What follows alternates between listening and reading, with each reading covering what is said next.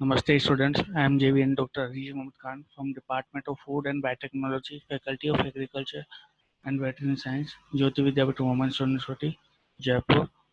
Today I am going to discuss about the topic precipitation reaction and the subject name is immunotechnology.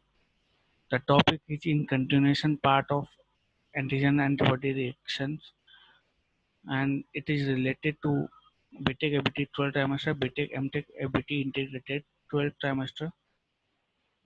So the precipitation is the next part of antigen antibody interactions. So this is the one of the most important antigen antibody interaction. So what is the precipitation reaction? Precipitation reaction is the antigen antibody reaction when a soluble antigen interact with the antibody, and after interacting an antigen and antibody, they result in the formation of a precipitate. And the antibody which is involved in the formation of this precipitation is known as the precipitin. Okay, so antibody have important role in the formation of precipitation reactions. So in this precipitation reaction is mainly in used for the detection of a unknown antigen or unknown antibody. So there may be anything, and it is mainly used in the detection of serological analysis. Okay, it is used for the diagnostic tests, for the amount, for the quantitative analysis of antigen and antibody interactions. So how the precipitation takes place? For the precipitation, there are some characteristics which are necessary. So the precipitation is due to the formation of antigen and antibody. So first we require antigen and antibody, and the what should be the characteristics of antigen and antibody? As we know that antigen have some specific sites by which they can be identified, and these sites are known as the epitopes. Okay, so antibody antigen must have various epitopes, and they may be multivalent. Multivalent means they may have two or more epitopes. They must have two or more epitopes for precipitation reactions. Similarly, the antibody also must have bivalent agents. So what we understand by this multivalent and bivalent, I will draw here.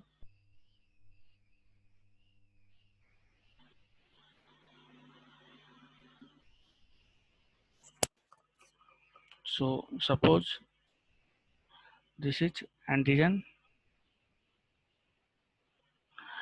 and these are some specific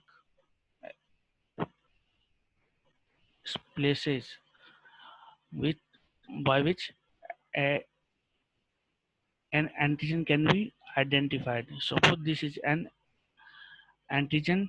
Okay, it is antigen, and this antigen is identified using these epitopes. Okay, these are the epitopes. So it is a multivalent, it is a multivalent antigen because it has three epitopes.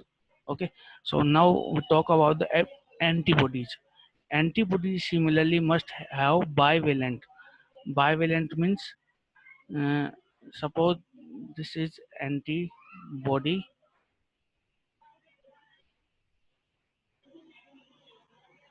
and this antibody have this. If it has only one specific region, then it is just monovalent. Okay, but if it can identify the two regions, and it is known as the bivalent. Okay, so it is bivalent antibody. Okay, and two bivalent antibody will cross with three epitopes. Here only two antibodies can cross with three epitopes. Okay, so the antibody must be bivalent and antigen must be multivalent for formation of a precipitation reactions. When a, so what happens in this? When a particular concentration of antigen and antibody present, then there is a formation of precipitation reaction. So precipitation reaction takes place at a fixed concentration of antigen and antibody. When the antigen and antibody are equal to each other, okay, they can, and this precipitation reaction cannot occur when a concentration of antibody is lower or antibody concentration is lower. No, the quantity of antigen and antibody must be equal to each other for the formation of a precipitation complex. So here we can understand here, when a soluble antigen combines with antibody in the presence of electrolyte, means a NaCl, at a particular concentration, they form a precipitation complex. Okay, suppose this is antigen, these are the antibodies, and these are the antigens. When the concentration of these two is equal, they lead to formation of this precipitation complex. And here we can say that the antibody is bivalent here, and antigen is bound by these antibodies. So this is another diagram in which first, when antigen and antibody concentration is not equal, they do not bind each other, and when the concentrations of antigen and antibody is not equal, they did not bind to each other, and when the concentration of antigen and antibody is equal, they formed a lattice. This is the lattice. Okay, this structure is known as the lattice. Okay, similar structure. So this is lattice structure. Okay, so precipitation reaction leads to the formation of lattice, and when this lattice is formed, then we can indicate that precipitation reaction has been completed. So the precipitation reaction takes place in two types of media. The first is in liquid media and the next is in gel media. So first we talk about the liquid media, precipitation in liquid. So for the precipitation in liquid, we can take five tubes in which we can add a fixed volume of antibodies. Okay, we can add fixed volume here. We can understand that. Uh, and we took five tubes, and in these five tubes we added equal volume of anti serum, in which added equal volume of antibody. Suppose we have added uh, 10 ml, okay, 10 microliter in each, okay, in 10 microliter of antibody in each tube, and then we added antigens in increasing orders. Okay, suppose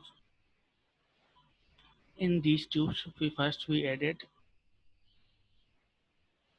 4, then we added 7 microliter, and then we added 10 microliter of antigen, then we added uh, 13 microliter, and then we added 16 microliter. Suppose, just for example, okay, we added 4, 7, 10 microliter, 13 microliter, and 16 microliter, but we added only 10 microliter of anti-serum in each tube.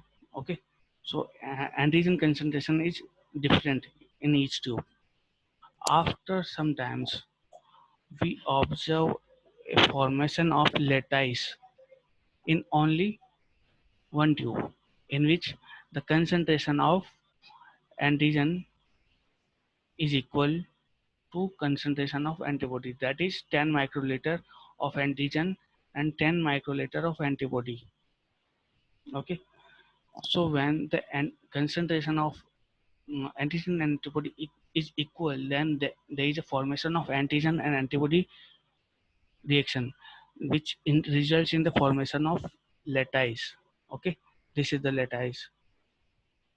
This is the lattice. Okay, so when this lattice is formed, we can say that the precipitation reaction is complete, and the concentration of antigen is 10 microliter. Okay, the concentration of antigen is 10 microliter. So we use this experiment for the analysis of concentration of antigen.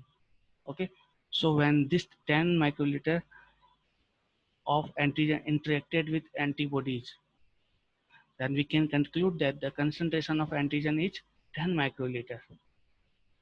Okay, so we can find out the amount of antigen using this precipitation reaction.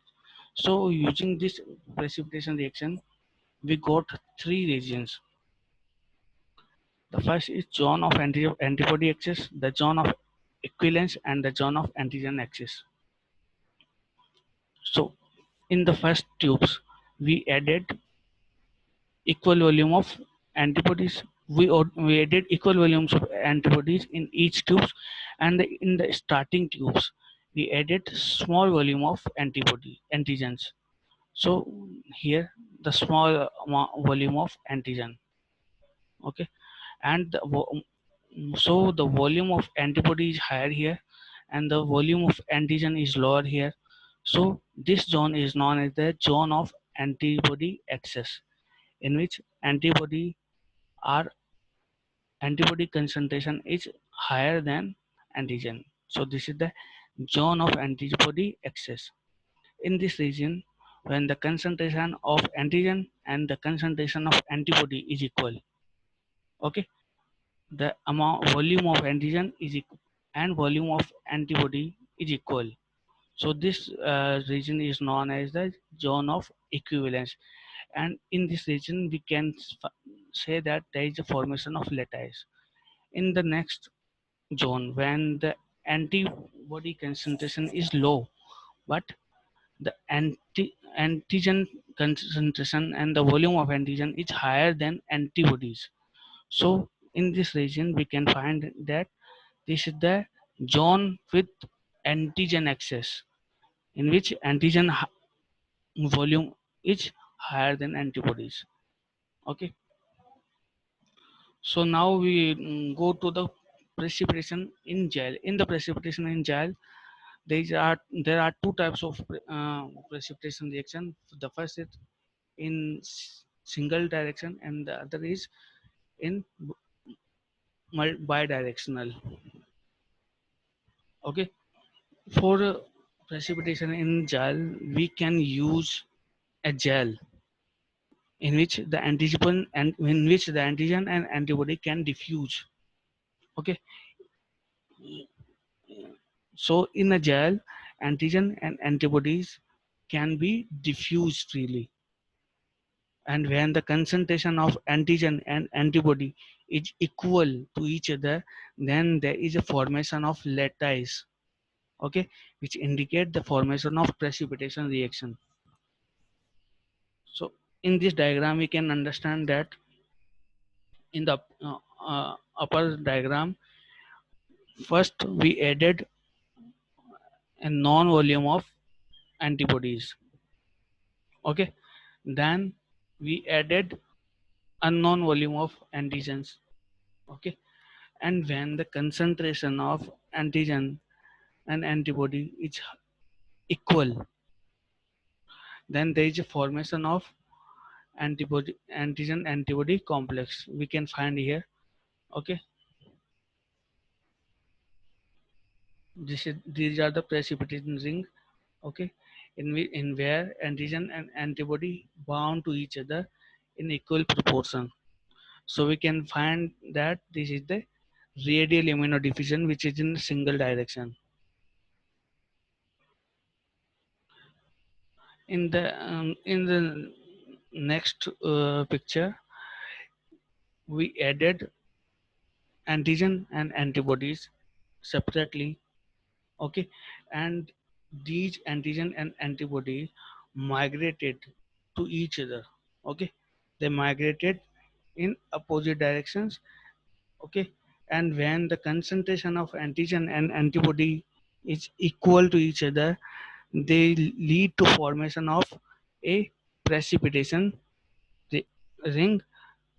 Okay, this is the formation of precipitation in the gel, which indicate that antigen and antibody have been interacted with each other, and this results in the formation of lattice and indicate the concentration of antigen or antibody in the gel.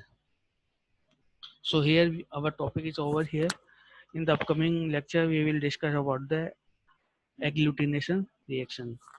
That is the next part of this antigen and antibody interactions. Thank you very much.